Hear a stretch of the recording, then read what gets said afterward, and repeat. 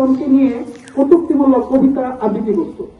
তো আল্লাহ রাসূল সাল্লাল্লাহু আলাইহি ওয়াসাল্লাম একদিন সাহাবীদের মধ্যে বললেন, অমুক অমুক অমুক আমাকে খুব কষ্ট দেয়, তোমরা একটু কিছু করো। এর মধ্যে অন্যতম ছিল কাব বিন আশরাফ। তো এত নিকৃষ্টতম ইহুদি ছিল, সে আল্লাহ রাসূল সাল্লাল্লাহু আলাইহি ওয়াসাল্লাম সাবধান করার পরেও সে বারবার একই কটূক্তিমূলক কবিতা আবৃত্তি করত। তো এক সাহাবী যায় বিভিন্ন পরিকল্পনা করে ওই কাব বিন আশরাফকে কতল করে জাহান্নামে পৌঁছায় দিয়েছে। তো এই ব্যাপারে হাদিসে আলোচনা আসছে যে তোমরা ততক্ষণ পর্যন্ত পূর্ণাঙ্গ মুমিন হতে পারবে না যতক্ষণ পর্যন্ত আমি তোমাদের কাছে তোমাদের জীবনের থেকে বেশি প্রিয় হই।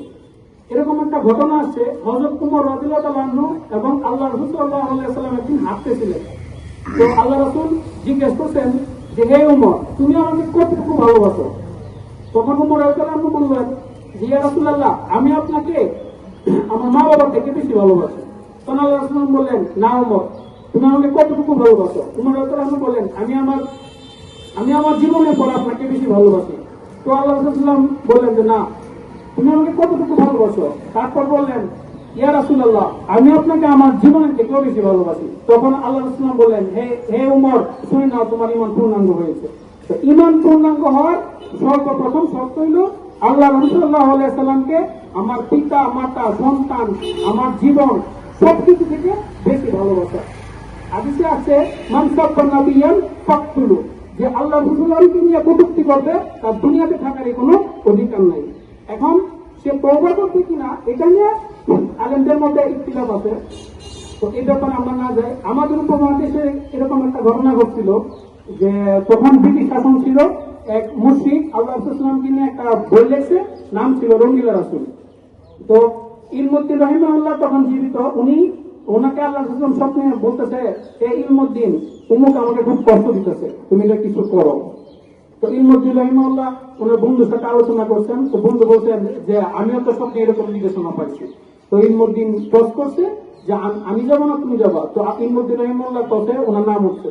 তো ইলমুদ্দিন রাহিমাহুল্লাহ একটা ধারালো ছোড়া নিয়ে গেছে, ওই দোকানে গিয়ে বলছে, তুমি কি অমুক? হ্যাঁ। বলছে, হ্যাঁ আমি অমুক। তুমি কি রঙ্গিলা রাসূল বই লিখছো? হ্যাঁ আমি লিখছি।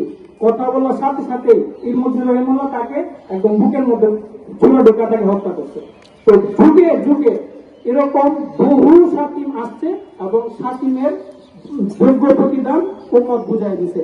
ইমাম মালিক রাহিমাহুল্লাহ একটা কথা বলছেন যে আল্লাহ রাসূলকে কটূক্তি করার পর উম্মতের বেঁচে থাকার অধিকারী বাকি।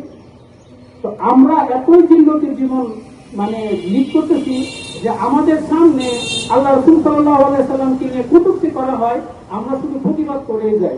আমরা যদি ঠিকঠাক মতো তাদের যোগ্য প্রতিদানটা বুঝাই দিতে পারতাম, তাহলে আজকে এই দিন আর আমাদের দেখা লাগতো না।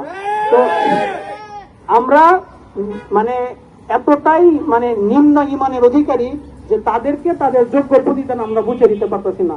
যাই হোক, আমরা চেষ্টা করছি অন্তত আল্লাহ রাসূল সাল্লাল্লাহু আলাইহি ওয়াসাল্লামকে এতটুকু বলতে পারবো, ইয়া রাসূলুল্লাহ, আমাদের হাতে ক্ষমতা ছিল না, কিন্তু আমরা প্রতিবাদটুকু করতে পারছি। এর উসিলে আপনি আমাদের উপর সন্তুষ্ট হয়ে আমাদের হাউজে কাউসারে পানি পান করান।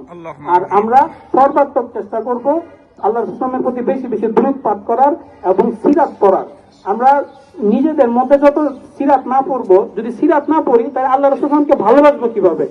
সিরাত পড়তে হবে, কুরআন পড়তে হবে। আল্লাহ রাসূল আমাদের জন্য যে দিন নিয়ে আসছেন, এই দিন সম্পর্কে আমরা একটু স্টাডি করি, পড়াশোনা করি, সমস্যা নাই। পড়াশোনার পাশাপাশি যদি আমরা সিরাত একটু পড়ি, প্রতিদিন এক পৃষ্ঠা করে পড়লেও মোটামুটি ভাবে এক বছরের মধ্যে একটা সিরাত পড়া সম্ভব। তো আল্লাহ রাসূলকে ভালোবাসি, স্বীকার করতেছি, তো ওনার সম্পর্কে আমি জানবো না, এরকম উম্মত হওয়ার তো কোনো মানে হয় না। আমরা সিরাত পড়বো, আল্লাহ রাসূল সম্পর্কে জানবো, ইসলাম সম্পর্কে পূর্ণাঙ্গ জানবো এবং নিজের ঈমানকে পূর্ণাঙ্গ করব। আমরা সবাই একটা ছোটবেলা থেকে শুনে আসছি যে যারা পরিমাণ ঈমান থাকলে জান্নাতে চলে যাব। যারা পরিমাণ ঈমান রে ভাই, যারা পরিমাণ ঈমান যার আছে, সে জাহান্নাম হয়ে পরে জান্নাতে যাবে। আমরা কি জাহান্নামে যাইতে চাই? অবশ্যই না।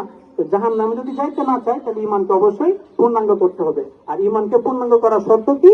আল্লাহ রাসূলকে আমাদের জীবন, জান, মাল, সম্পদ, স্ত্রী, সন্তান, সন্তানাদি সবকিছু থেকে বেশি ভালোবাসতে হবে।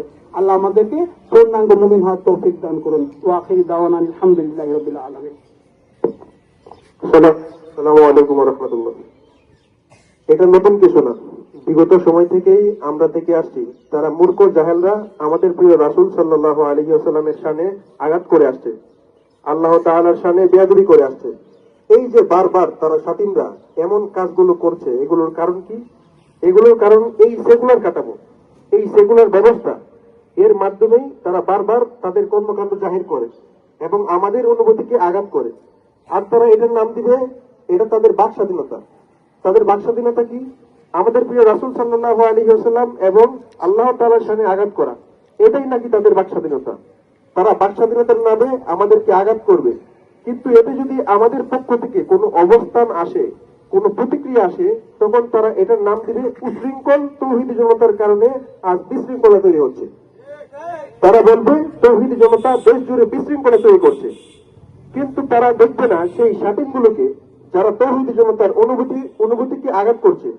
তারা দেখবে না সেই নাস্তিককে, যারা বারবার ইসলাম নিয়ে কটূক্তি করছে।